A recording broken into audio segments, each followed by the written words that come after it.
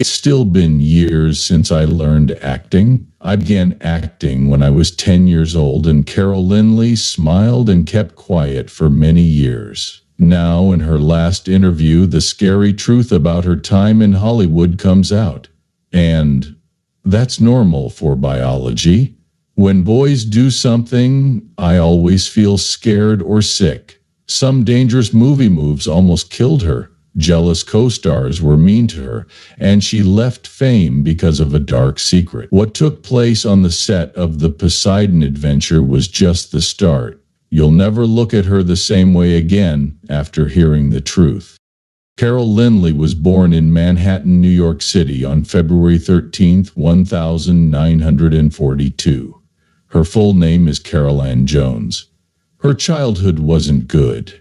Francine, her mother, raised her after her parents got a divorce. She worked hard to support them. Frances worked as a waiter for a while and made just enough money to get by.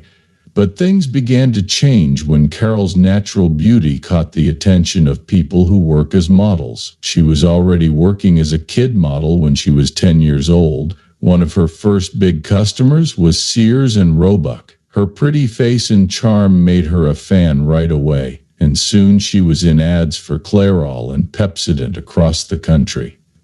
One effort stood out and will be remembered for a long time. She was given the nickname Coca-Cola Girl, which stayed with her for the first few years of her career. That wasn't just a job. It helped her family's finances and opened doors she hadn't thought of. Carol was learning how to be a performer in the afternoons when most kids were outside having fun. She learned how to dance ballet, posed for pictures, and became very interested in the entertainment business. She had a natural charm that even her mother could see. Frances always looked for ways to help her daughter grow, and did everything she could to help her daughter develop her skills. Carol's life changed a lot when she was 15.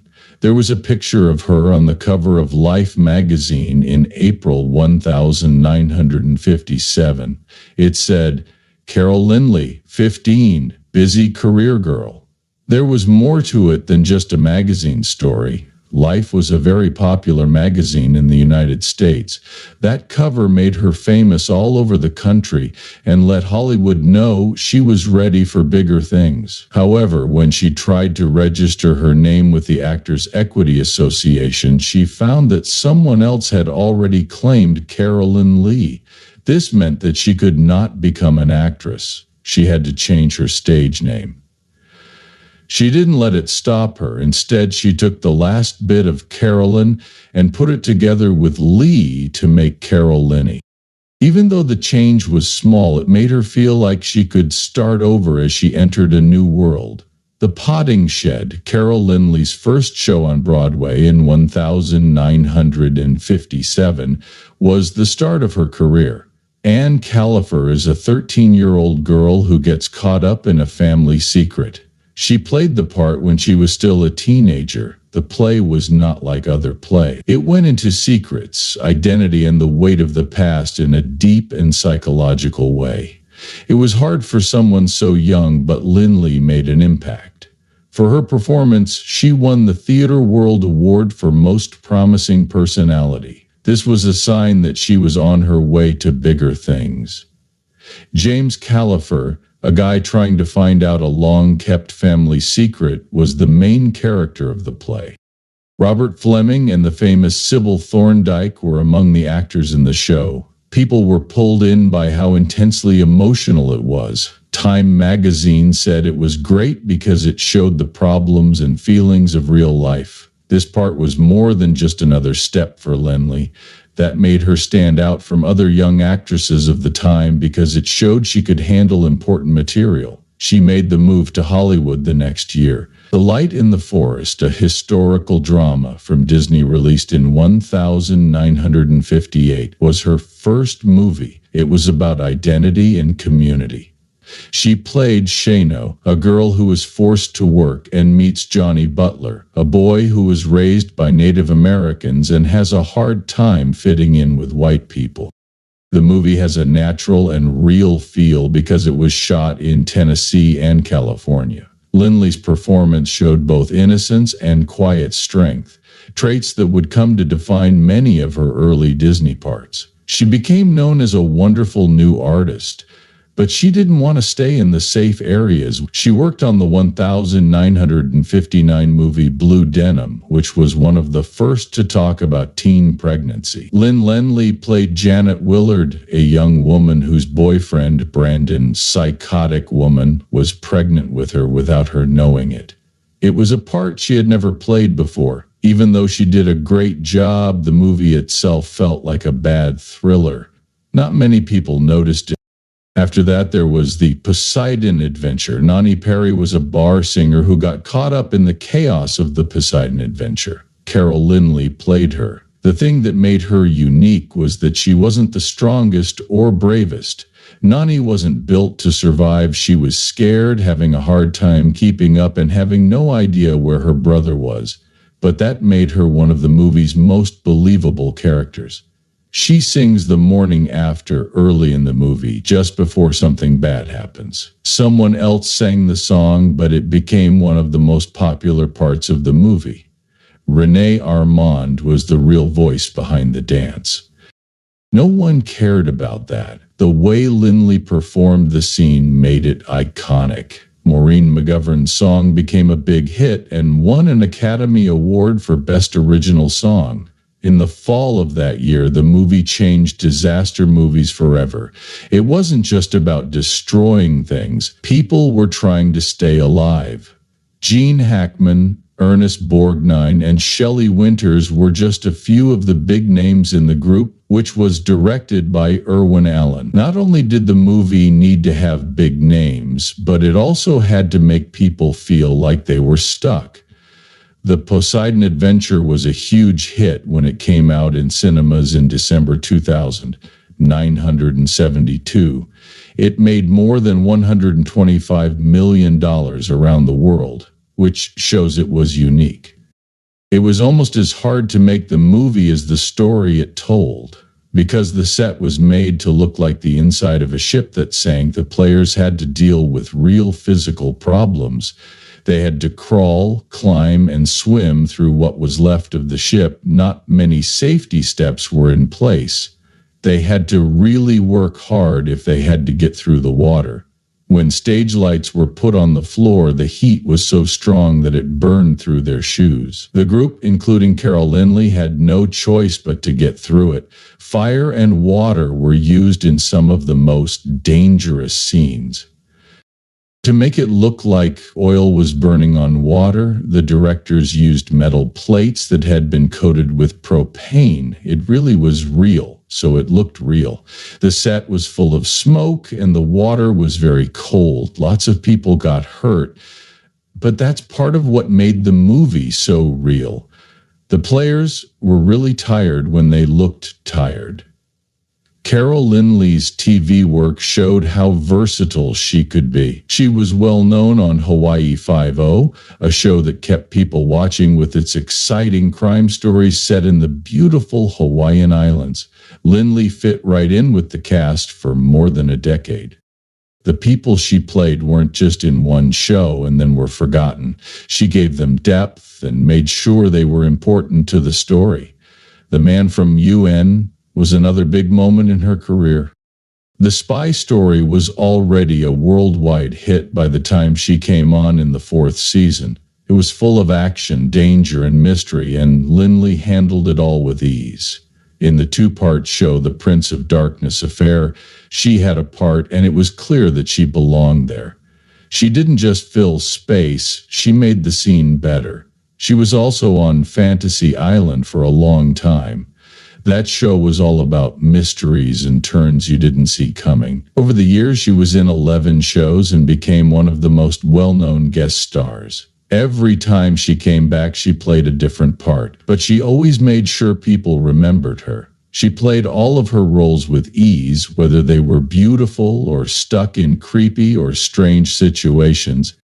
She was just as good when she was on Charlie's Angels. That show had its own style. It was full of action, scares, and people who were hiding things. Lynley was right at home in that world. She was good at making people guess by playing women with things they weren't telling them. She changed her mood quickly and was charming one minute. That helped her be so good. She was one of a kind because she could play many parts without losing what made her unique. She could play a woman who is in trouble, a mysterious person, or someone who is involved in a complicated plan. She made it seem like they were both famous people in science fiction and supernatural shows like The Invaders and Night Gallery. They made room for each other without letting fame or expectations push them in a way they didn't want to go. After that came Frank Sinatra. Lynley only had a short time with him, but it was just as stressful. There are reports that they dated for 3 years, beginning around 1973. Sinatra was bigger than life. He was charming and demanding, and as soon as he walked into a room, he took charge. He had been with famous women before, and Lynley became a part of that world. It looked like Carol Lynley had everything she needed. She was young, pretty, and successful, but she felt like she didn't fit in because she had bad acne. For a young model, having clear skin wasn't just about how she looked, it was also important for her job. She went through a lot of treatments for 2 years to try to fix something she couldn't change. Not only was it painful, but it was also tiring. She thought being a model would be a dream come true, but it made her feel stuck. She once said that she felt cut off from the real world and like she was stuck in a weird state between being a kid and an adult. She was in front of cameras hiding the things she thought made her flawed while other kids went to school and hung out with friends. She also never got the attention she wanted in Hollywood, no matter how hard she tried. There was never a nominee for an Academy Award. In one interview, she made fun of it by saying that she was like her co-star Shelley Winters, who had been nominated more than once. Still, it wasn't a joke in the end. That was the moment she wanted. She didn't want to be known as just another pretty actor. She tried to get out of the part of the young woman. In Harlow, 1965, she played Jean Harlow, a part that might have changed her life. But the movie didn't do well at the box office, and instead of making things better, it made things worse. Carol Lynley was never afraid to take risks. She made brave decisions and wouldn't let Hollywood run her life. In 1965, she posed naked for Playboy, which was one of the riskiest things she did. At the time, this was a very strange thing for a popular actress to do. Some said it gave her strength, while others said it would hurt her career. But Lynley thought it was a way to take charge of her image in a field where women were judged for everything, including how old they were, how they looked, and the roles they picked. It was easier for male artists. They could get older and still play important parts. They might be brave for taking chances. That wasn't an option for women. People were angry right away when Lynley posed for Playboy. The same people who didn't care about much worse behavior from men now thought she was offensive. She didn't give up, though. She worked hard and built a business that lasted for many years. The same drive helped her get through the Poseidon Adventure in 1972. The movie was a huge hit, but it was very hard to make. Lynley and the rest of the group were wet for days on end. It was risky to use the set. Not much was done to keep people safe for the first 2 weeks. Everything had to seem real to the director. There was no way for Lynley to get help if she slipped on a platform. She would have hit the ground hard after falling 6 stories. Not only were the physical duties hard on Lynley, but she also had to deal with stress in the background. Her co-star, Red Buttons, seemed to dislike her. He made sure she felt like she was getting extra attention because he thought she was. He always waited for her to go first when he had to do something dangerous. Safety wasn't the only reason. It was also a task and a way to put her under pressure.